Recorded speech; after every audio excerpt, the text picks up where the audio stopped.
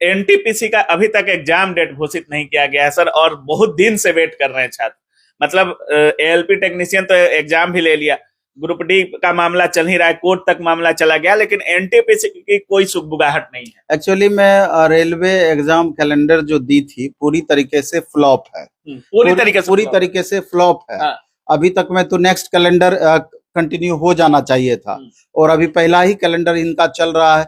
अभी एग्जामिनेशन में भी अभी एएलपी के एग्जाम को लेकर के भी थोड़ा कंफ्यूजन की स्थिति हो जा रही है, क्योंकि अभी आपको देखना होगा पूरा साल भर से टीसीएस एग्जाम कंडक्ट करती है, उसको एसएससी का भी कंडक्ट कराना होता है, दूसरे एग्जाम्स के भी कराने होते हैं, रेलवे का भी कराना होता है, आगे चल करके एसएससी का भी शेड्यूल पहले से बना हुआ है।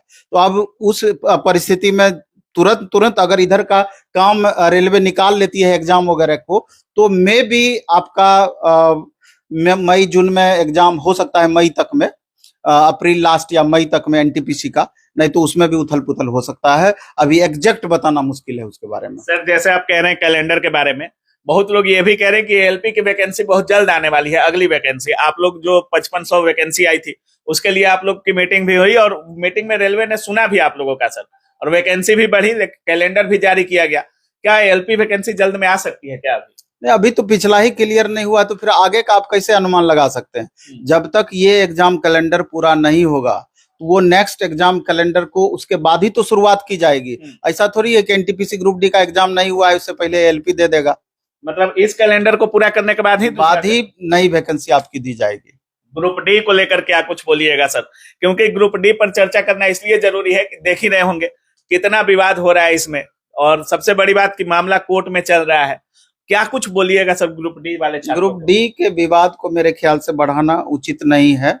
सबका अपना तर्क है, अपनी सारी बातें हैं। अब इसमें बहुत क्रेडिट लेने की होड़ का मामला चल रहा है, देख रहे हैं, जो कि तरह तरह के वीडियो सब लोग बना रहे हैं। मेरे ख्याल से सब टीचर अपने हिसाब से पढ़ाते हैं, अपने तर्क के आधार पे सारा कुछ करते हैं। टेक्निकल वालों को पढ़ाते हैं, नॉन टेक्निकल वालों को पढ़ाते हैं। तो कोशिश हमारा रहता है कि इस विवाद से थोड़ा सा दूर रहने का प्रयास करना है।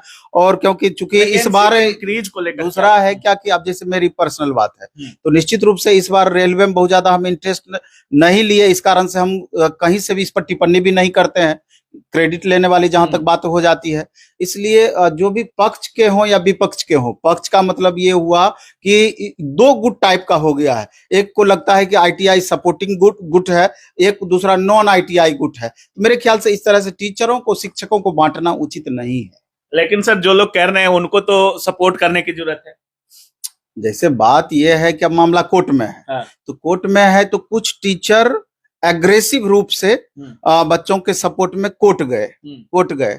तो स्वाभाविक है कि अगर हम आईटीआई वाले बच्चों को पढ़ाते हैं तो वहाँ सपोर्ट निश्चित रूप से हमारी रहेगी। उसमें कहीं दोराव रहती ही है, उसमें कहीं कोई टीका टिप्पणी वाली बात नहीं। आप देखेंगे कि उसका वीडियो अगर आप देखेंगे जो मामला कोर्ट में चल रहा है, तो पूरी तरीके से रेलवे के अधिकारियों को डांट लगी है उस वीडियो में। उसमें स्पष्ट रूप से बताया गया है कि जो टेक्निकल पोस्ट है तो निश्चित रूप से वो आईटीआई वाले बच्चों का हक उस पर बनता है, वो उनको मिलना चाहिए। और नॉन टेक पोस्ट जो उसमें है तो नॉन टेक वाले बच्चों को मिलना चाहिए। तो सबसे बड़ी बात यह है कि 32,400 आपका वैकेंसी ही है, आप बांट भी दीजिएगा तो नॉन टेक वाले बच्चों के लिए वही 5-6 हजार सीट आपको मिल पाएगा।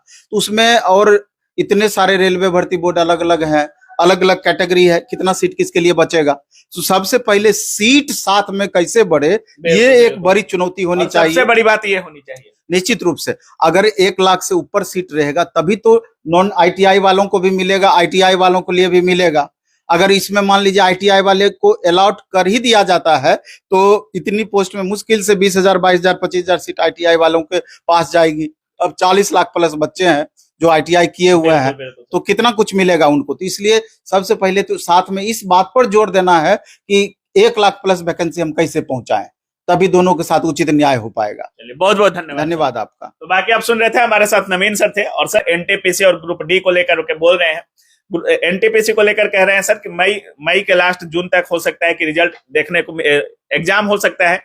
बाकी ग्रुप डी को लेकर सीधे तौर पे कह रहे हैं कि क्रेडिट लेने का होड़ नहीं होना चाहिए, सारे शिक्षक पढ़ाएं और अपना काम बखूबी करें। मामला कोर्ट में चल रहा है, 28 तारीख को सुनवाई है, दूध का दूध पानी का पानी कोर्ट में हो जाएगा। बाकी अब क्या कुछ सोच रहे इस पूरे वीडियो के बारे में, अपनी राय कमेंट सेक्शन में जरूर रखिएगा। आप देख रहे थे काबिल न्यूज। जय हिंद।